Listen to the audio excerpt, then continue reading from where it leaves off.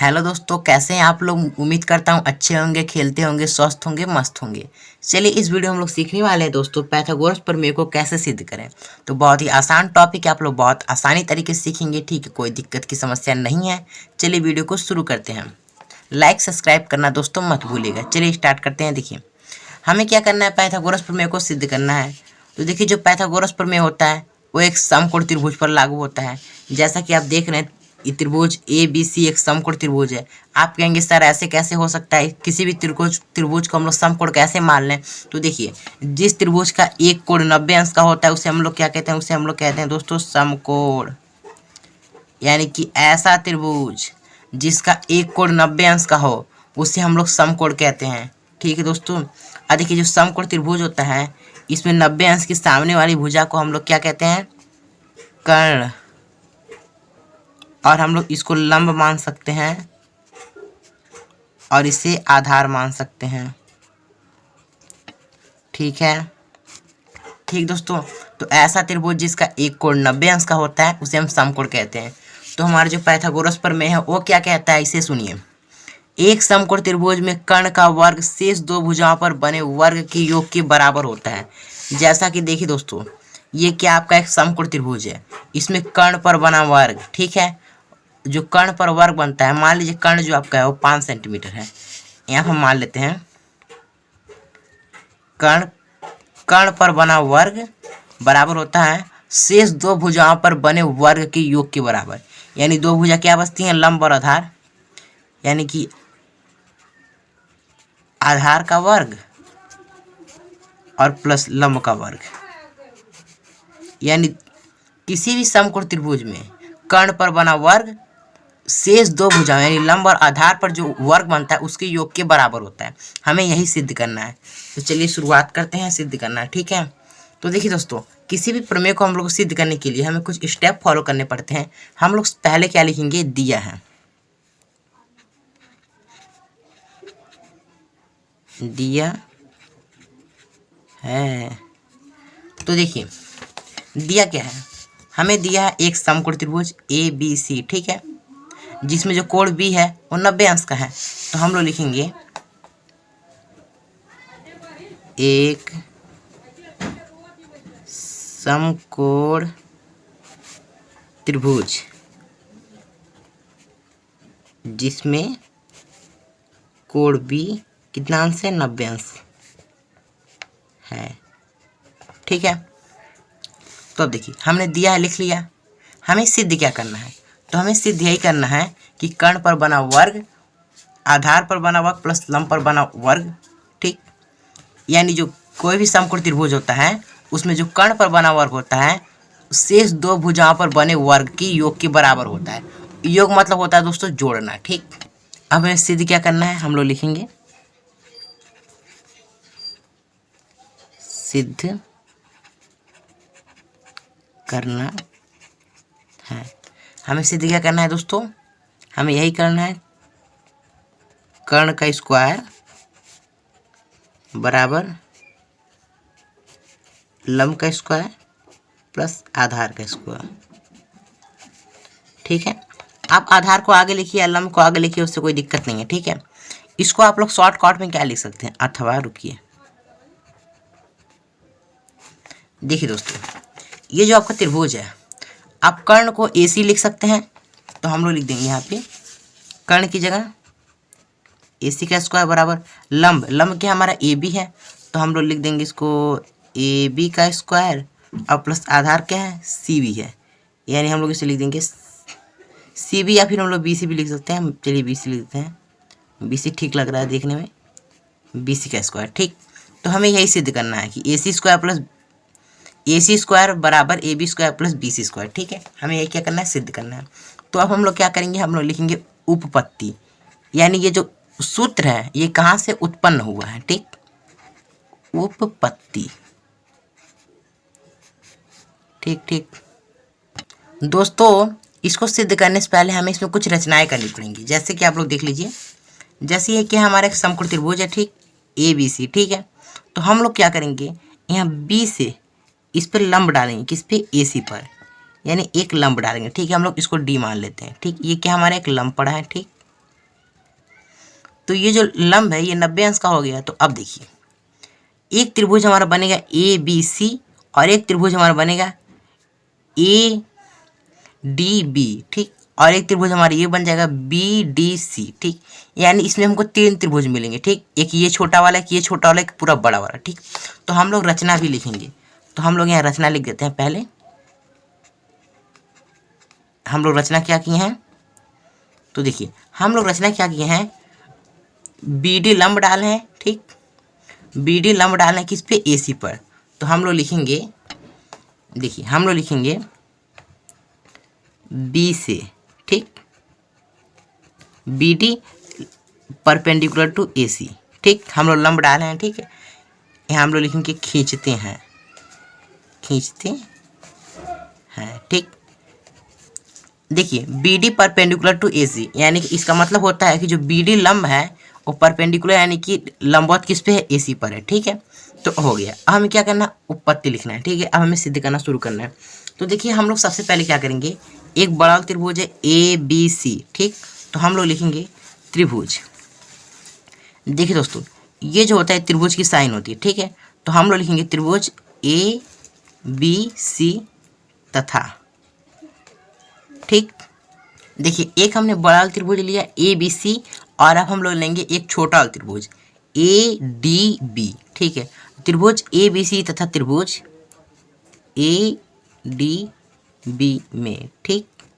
तो देखिए दोस्तों जो ये बड़ा त्रिभुज है और जो ये छोटा त्रिभुज है इन दोनों में कोण ए है, यानी कोण ए दोनों में, यानी कि मतलब ये होगा कि जो कोण ए है उभयनिष्ठ यानी कॉमन है।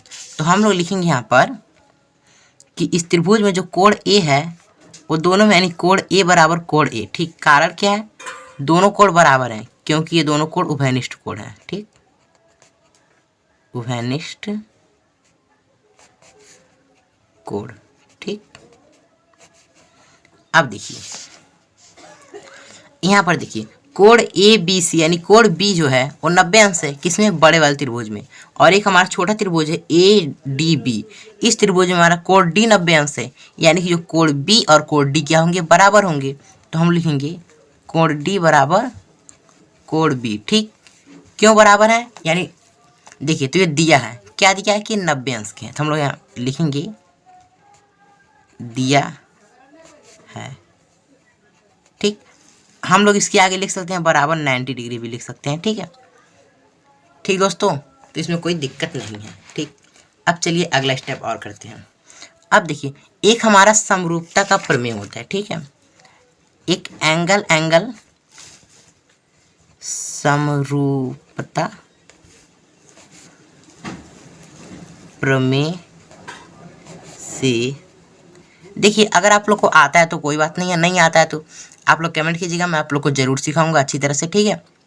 तो देखिए जो समरूपता प्रमेय है ये कहता है कि यदि दो त्रिभुजों में, ठीक, दो त्रिभुज मतलब देख सकते हैं ये एक बड़ा त्रिभुज ए बी सी और एक छोटा त्रिभुज ए डी बी, अगर इसमें इनकी जो दो संगत कोण, यानी इनकी अगर दो संगत कोण बराबर होंगी, संगत कोण का मतलब होता है दोस्तों देखिए कि जो कोण ए है ये बड़े वाले त्रिभुज में भी है, छोटे वाले त्रिभुज में भी है, तो एक कोण तो ये बराबर है, और जो कोण बी है 90 अंश का है और कोण डी 90 अंश का है, ये भी बराबर है। यानी जो तीसरा कोण होगा, एक ये वाला कोण और एक ये वाला कोण, ये दोनों आपस में बराबर होंगे।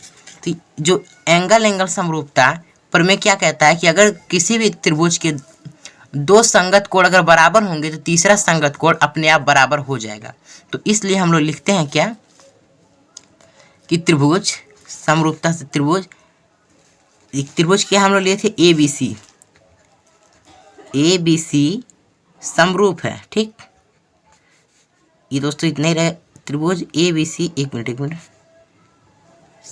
समरूप है त्रिभुज ए डी बी के, ठीक। क्या है, समरूप है। तो हमें क्या करना है, हमें कुछ अनुपात लेना है, तो आइए उसे भी लेते हैं। देखिए हम ए बी लिखेंगे, ए बी बटा लिख देंगे ए डी, ठीक, और बराबर का चिन्ह लगाएंगे। फिर देखिए बी सी को लिखेंगे बी डी के साथ, बी सी बटा ये डी बी, और फिर देखिए दोस्तों ए सी बटा ए बी।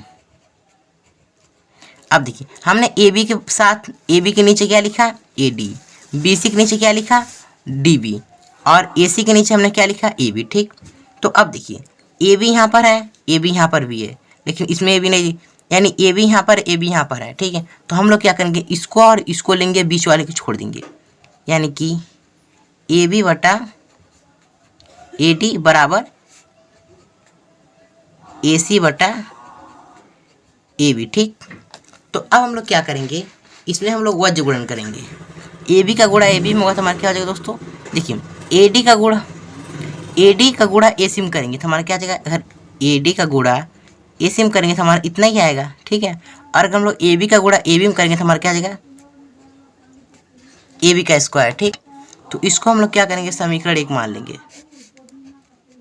ठीक, अब हम लोग को क्या करना है, हम लोगों ने क्या किया दोस्तों, हम लोग समरूपता प्रमेय लगाएं। ठीक, त्रिभुज ए बी सी में और त्रिभुज ए डी बी में। ठीक, अब हम लोग क्या करेंगे, हमने एक बार 2 त्रिभुज लिया, अब हम लोग क्या करेंगे, त्रिभुज ए बी सी और त्रिभुज बी डी सी में। ठीक है, सेम टू सेम कॉन्सेप्ट वही यूज करेंगे। ठीक है, तो आइए हम लोग लिखते हैं। देखिए दोस्तों, थोड़ा सिद्ध करने वाला प्रश्न है, इसलिए आप लोग को 1-2 बार इसकी प्रैक्टिस करनी पड़ेगी। ठीक है, तो आप लोग लिखेंगे त्रिभुज ए बी सी तथा त्रिभुज ए, मतलब कि ये होगा दोस्तों हमारा बी डी सी में। ठीक, देखिए त्रिभुज ए बी सी और त्रिभुज बी डी सी में। ठीक, तो देखिए इसमें हम लोग क्या देखेंगे, इसमें हम लोग देखते हैं दोस्तों, देखिए इस त्रिभुज में जो कोण सी है, ये बड़े वाले त्रिभुज में भी है और छोटे वाले त्रिभुज में भी है, यानी जो कोण सी है वो क्या है, उभयनिष्ठ है। तो हम लोग लिखेंगे कोण सी बराबर है कोण सी के। ठीक, क्यों बराबर है, क्योंकि उभयनिष्ठ है यानी कॉमन है, तो हम लिखेंगे उभयनिष्ठ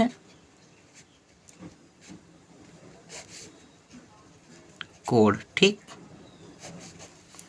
और अब देखिए दोस्तों, जो बड़ा वाला त्रिभुज है ए बी सी, इसमें कोण बी क्या है, 90 अंश है, और जो छोटा वाला त्रिभुज है बी डी सी में, इसमें भी कोण डी क्या है, ये भी 90 अंश ही है। तो हम लोग लिखेंगे कोण बी बराबर है क्या, कोण डी के। क्यों बराबर है, ये 90 अंश से हम लोग लिख सकते हैं डायरेक्टली, और ये भी क्या है, हमें दिया गया है, क्या हमें प्रश्न में दिया है। ठीक है, ठीक है दोस्तों, तो अब देखिए जो हमारा एंगल समरूपता क्या कहता है कि यदि किसी त्रिभुज के 2 संगत कोण बराबर होंगे तो उसका तीसरा संगत कोण अपने आप बराबर हो जाएगा, और जब उसके तीनों संगत कोण बराबर हो जाएंगे अपने आप, मतलब बराबर हो जाएंगे, तो त्रिभुज क्या कहलाएगा, समरूप कहलाएगा। यानी कि एंगल समरूपता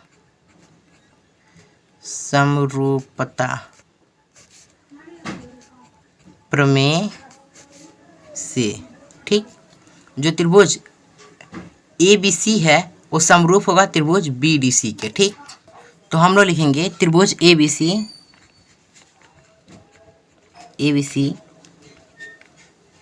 ओ, त्रिभुज ए बी सी क्या होगा दोस्तों, समरूप होगा किसके, त्रिभुज ए बी सी समरूप होगा, ये त्रिभुज का साइन होता है त्रिभुज बी डी सी के। ठीक, क्या होगा, समरूप होगा। तो अब हमें करना क्या है, हमें क्या लेना है, अनुपात बनाना है, यानी कि ए बी बटा बी डी। तो हम लोग यहाँ लिखेंगे, यहाँ लिख लेते दोस्तों ए बी बटा बी डी। ठीक, ठीक, अब देखिए बराबर का चिन्ह लगाएंगे, बी सी बटा डी सी, बी सी बटा डी सी।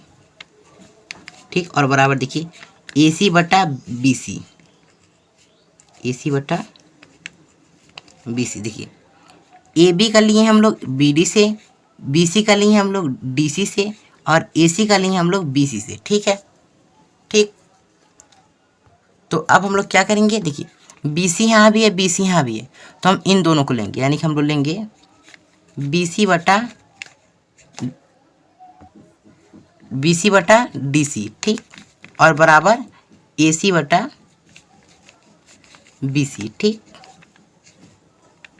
ठीक है दोस्तों, अब देखिए हम क्या करेंगे, इसमें इसको छोड़ देंगे, क्रॉस मल्टीप्लेक्शन कर देंगे, यानी कि वज्र गुणन करेंगे, यानी डी सी गुणा ए सी में करेंगे तो हमारा क्या आ जाएगा, यहाँ देखिए डी सी गुणा ए सी में कर देंगे तो हमारा यही हो जाएगा, और अगर हम लोग बी सी का गुणा बी सी में करेंगे तो हमारा क्या आ जाएगा, BC का स्क्वायर हो जाएगा। ठीक, ये हमारा समीकरण 2 बन जाता है। ठीक, तो हमने कितने समीकरण बनाए? 2 समीकरण बनाए। हम क्या करेंगे, इन दोनों समीकरण को जोड़ देंगे। लिखेंगे हम समीकरण 1 प्लस समीकरण 2। ये शॉर्टकट में हम लोग लिख रहे हैं दोस्तों। आप लोग ऐसा भी लिख सकते हैं समीकरण 1 और समीकरण 2 को जोड़ने पर। ठीक, तो अब देखिए हमारे दोनों समीकरण क्या है। तो देखिए हमारा पहला समीकरण क्या है, जो लेफ्ट हैंड साइड है और लेफ्ट हैंड साइड में जुड़ेगा, जो राइट हैंड साइड है और राइट हैंड साइड में जुड़ेगा, यानी AD गुणे AC। तो हम लोग यहाँ क्या लिखेंगे दोस्तों, देखिए पहले हम लिखेंगे AD गुणे AC। ठीक, और प्लस में जोड़ेंगे किसको, DC गुणे AC को, DC गुणे AC। ठीक, अब बराबर लगाएंगे। देखिए यहाँ भी हमारा क्या है, AB स्क्वायर। तो हम लोग यहाँ क्या लिखेंगे, AB स्क्वायर और प्लस यहाँ पे क्या हमारा BC स्क्वायर, यानी इसको जोड़ देंगे BC का स्क्वायर। ठीक, तो अब देखिए, अब जो इसका अगला स्टेप है, देखिए दोस्तों AC यहाँ पर भी, AC यहाँ पर भी, तो हम लोग क्या कर सकते हैं, AC कॉमन ले सकते हैं। ठीक है, जैसे अगर हम लोग AC कॉमन लेंगे तो हमारा बचेगा कि इधर इधर बचेगा AD और प्लस का DC। ठीक, और इधर हमारा क्या है, AB का स्क्वायर और इधर प्लस का BC का स्क्वायर। ठीक है, अब देखिए AD प्लस DC, ये देखिए दोस्तों AD और DC, यानी AD यहाँ तक है और DC यहाँ तक है। हम लोग AD और AC को हम लोग AD और DC को हम लोग AC लिख सकते हैं, यानी हम लोग यहाँ लिखेंगे AC गुणे, यहाँ पे क्या लिखेंगे AD प्लस DC की जगह हम लोग लिखेंगे AC। ठीक, और बराबर हम लोग करेंगे AB का स्क्वायर प्लस BC का स्क्वायर। ठीक, अब देखिए AC गुणे AC यानी क्या हो जाएगा, AC का स्क्वायर बराबर होगा AB का स्क्वायर प्लस BC का स्क्वायर। ठीक, तो हमें यही क्या करना था, सिद्ध करना था। ठीक, तो उम्मीद करता हूँ आप लोग को ये पाइथागोरस प्रमेय सिद्ध करने आ गया होगा। तो मिलते हैं दोस्तों अगले वीडियो में। जय हिंद, वंदे मातरम। अगर आप लोग कोई भी डाउट हो तो आप लोग हमसे पूछ सकते हैं। ठीक है, कमेंट कर सकते हैं। ठीक, मिलते हैं अगले वीडियो में।